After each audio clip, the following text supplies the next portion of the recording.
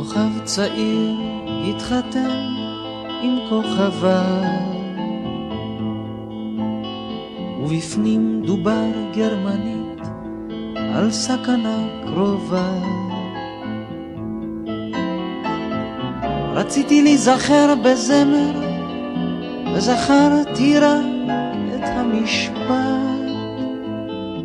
כי דרך שתי נקודות עובר הקו ישר אחד.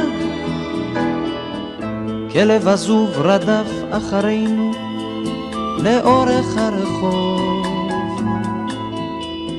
צעקתי ידיתי אבן ולא רצה לעזוב.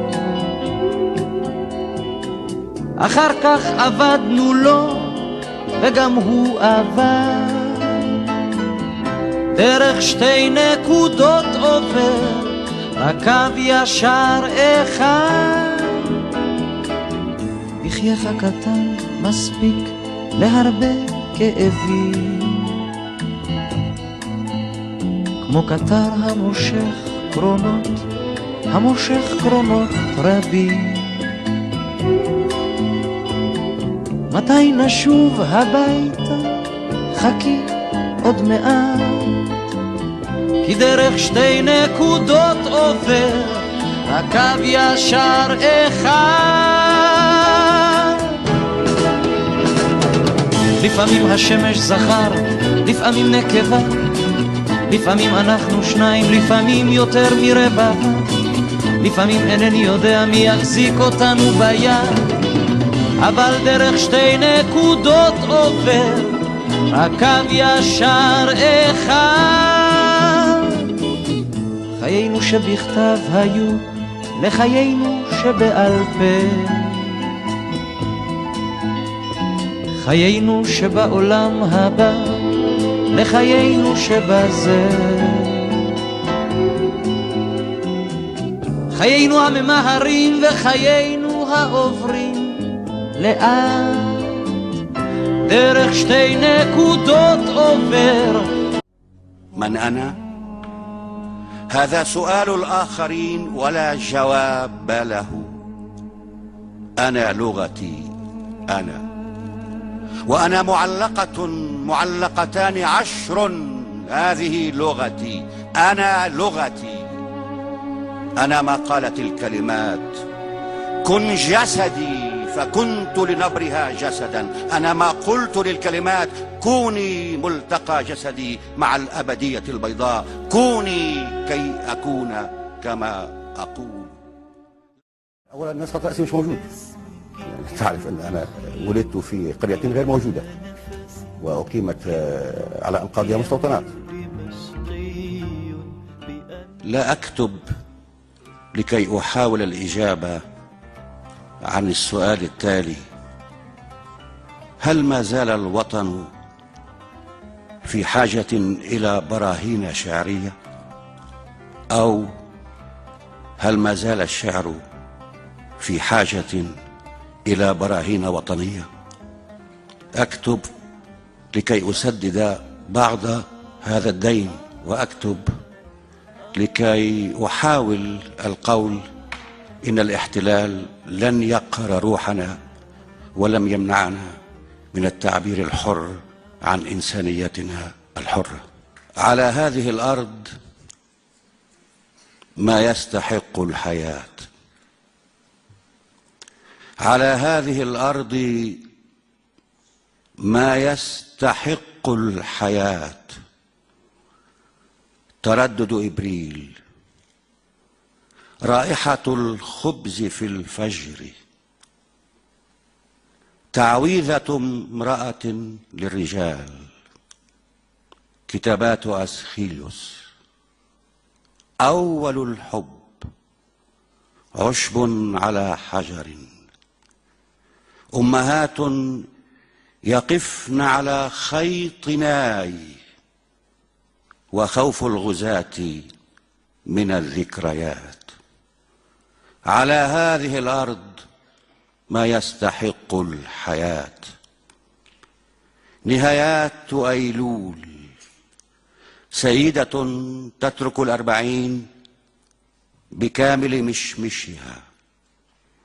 ساعة الشمس في السجن، غيم يقلد سربا من الكائنات، هتافات شعب لمن يصعدون إلى حتفهم باسمين، وخوف الطغاة من الأغنيات. على هذه الأرض ما يستحق الحياة. على هذه الأرض سيدة الأرض، أم البدايات، أم النهايات، كانت تسمى فلسطين، صارت تسمى فلسطين. سيدتي أستحق لأنك سيدتي، أستحق الحياة.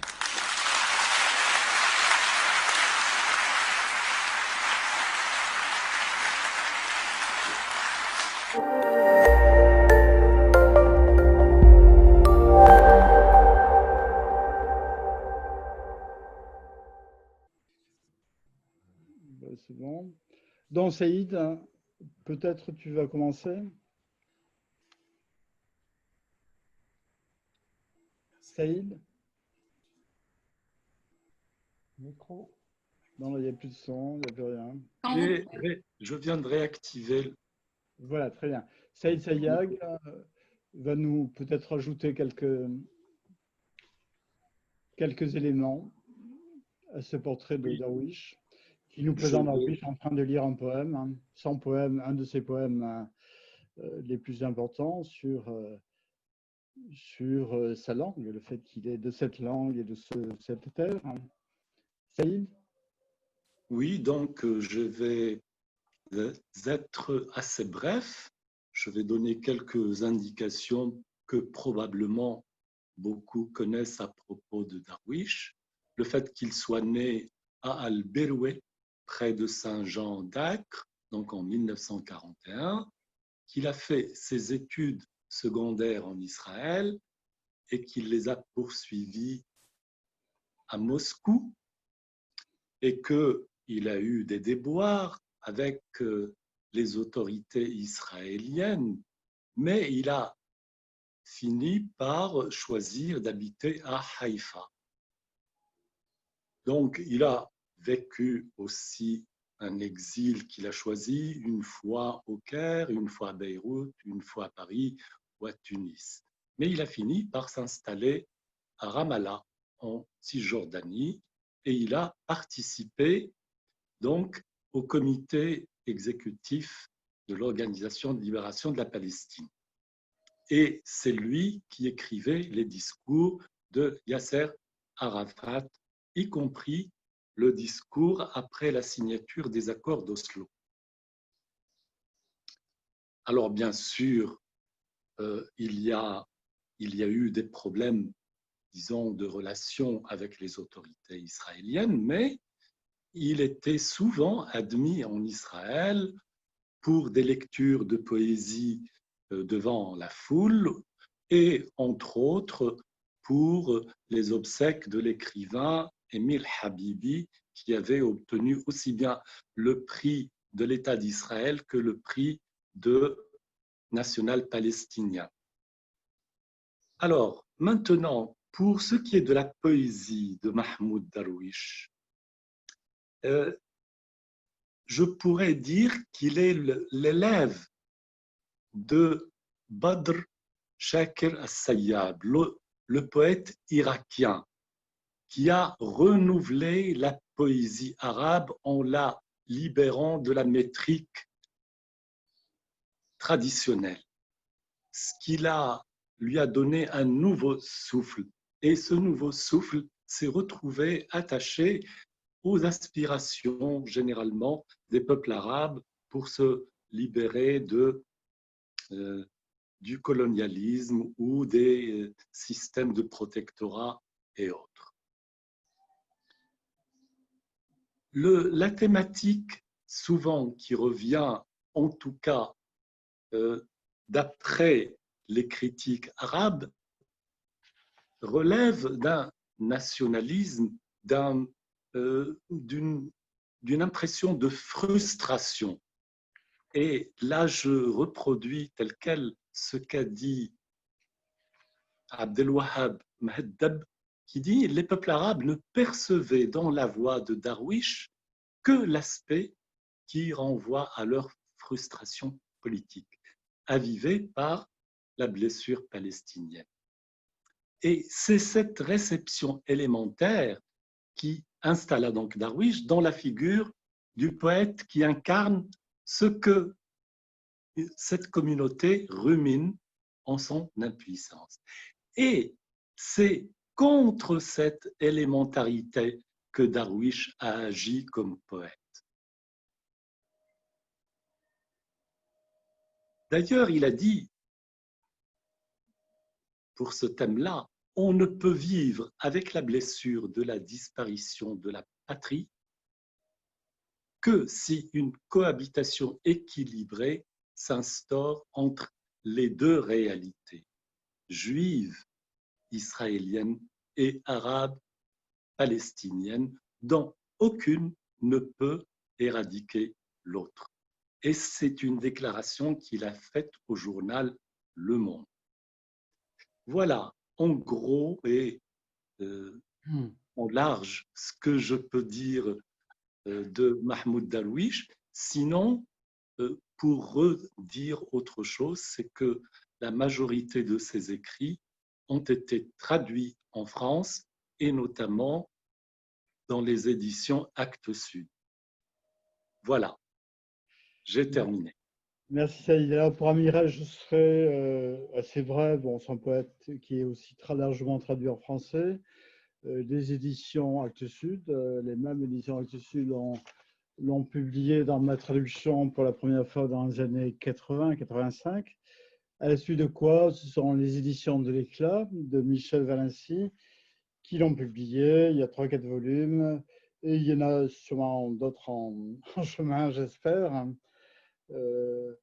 Voilà. Alors pour l'histoire personnelle d'Amiral, bon, il est né en 24, il est le fruit aussi de notre exil, celui des Juifs d'Europe. Il part de l'Allemagne, de son Allemagne natale, avec ses parents. Il a 13 ans, une dizaine d'années. Il arrive en Palestine, à la Palestine de l'époque. Et bon, très vite, va se mêler à l'histoire du pays, qui est d'abord la Palestine mandataire et puis l'État d'Israël. Il appartient sur le plan de l'histoire littéraire à ce qu'on appelle la génération de l'État, celle qui s'exprime dans l'hébreu, devenu la langue officielle du pays, comme l'arabe d'ailleurs.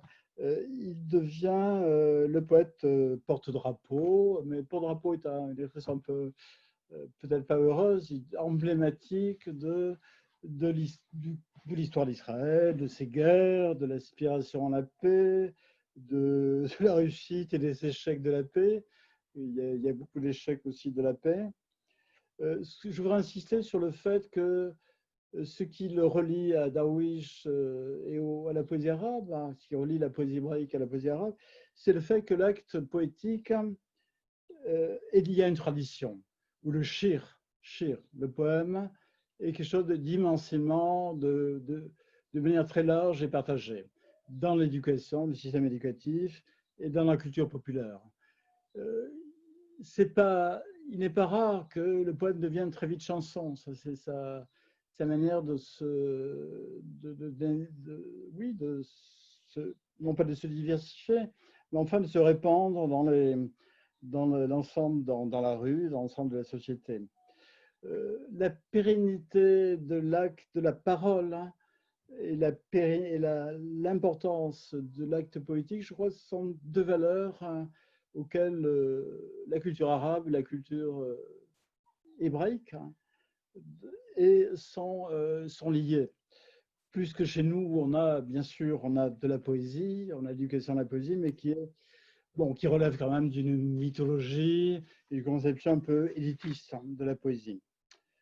L'autre élément qui était visible, qui est de filigrane du portrait, à travers tous les titres du poète, c'est cette géographie lyrique que l'œuvre d'Amiral va déployer dans son écriture. Et là aussi, on rejoint Darwish, en même temps le désir très fort d'habiter, habiter poétiquement cette terre, au-delà de la présence idéologique, au-delà des discours politiques, essayer de créer, d'élaborer les éléments de géographie poétique qui oui, peut coïncider plus ou moins avec les frontières du pays, mais va au-delà. Chez Mirail, on a, vous savez, l'espèce de leitmotiv qu'on trouve chez Yehuda Halevi, le poète judéo-andalou de l'époque andalouse. Mon cœur est en Orient, mon cœur est en Orient. Oui, mes pieds sont en Occident, mais mon pied est en Orient. Et la culture israélienne, c'est ça, hein, c'est l'espèce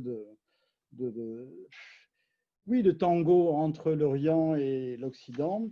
Amirail, il est lié à la poésie européenne dans sa forme. Tu parlais de convention, Saïd, de tradition dans la poésie arabe, hein, à laquelle réagissait Darwish. Amirail, il est lié au modèle de l'Europe, au modèle de la poésie européenne, Rilke, Dylan Thomas, enfin tous ces poètes importants, mais il essaye dans l'utilisation ses choix lexicaux, l'utilisation du registre populaire de la langue, il essaie de faire entrer la poésie dans la modernité. Donc c'est cet accent de la modernité, sur la modernité qui est important chez lui. L'universalité, bien sûr, c'est le point sur lequel je finirai ces quelques remarques sur Amirail. L'universalité, le fait que, et le souci surtout que la poésie déborde, transcende le territorial. Dans la poésie, c'est la grande poésie, c'est une poésie bien sûr contingente, c'est une poésie régionale dans le sens de la langue, du public le plus immédiat, mais elle a l'ambition d'embrasser l'univers, d'embrasser le monde. Alors il y a bien sûr des figures dans cette nécessaire universalité. L'amour est universel. Et bon, là, c'est peut-être discutable hein, entre Palestiniens, entre gens qui appartiennent aussi à une polémique, oui, ça peut être discutable. Jérusalem, bien sûr, qui est la ville. Alors, ici, je parlerai en tant qu'hébraïsant. C'est la ville des complétudes. C'est ça que ça veut dire, Jérusalem. Le pluriel de Jérusalem veut dire justement qu'elle est plurielle. Qu'elle est plurielle et elle est de manière sûrement utopique, mais de manière aussi très ancrée dans l'écriture aussi bien d'Amichai que de Darwish. Elle est la figure des possibilités, de l'ouverture au possible. Et je crois que Darwish, aussi bien qu'Amichai, l'emploie dans ce dessin et dans cette pensée.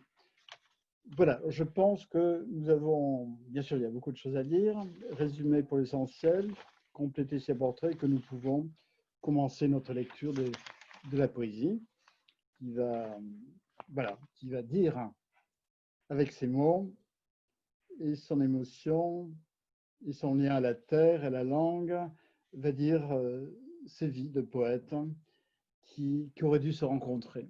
Donc nous créons ici un événement en faisant que cette rencontre soit possible. Alors je pense qu'on va commencer, enfin d'après notre feuille de route, on va commencer par la poésie d'Amichai.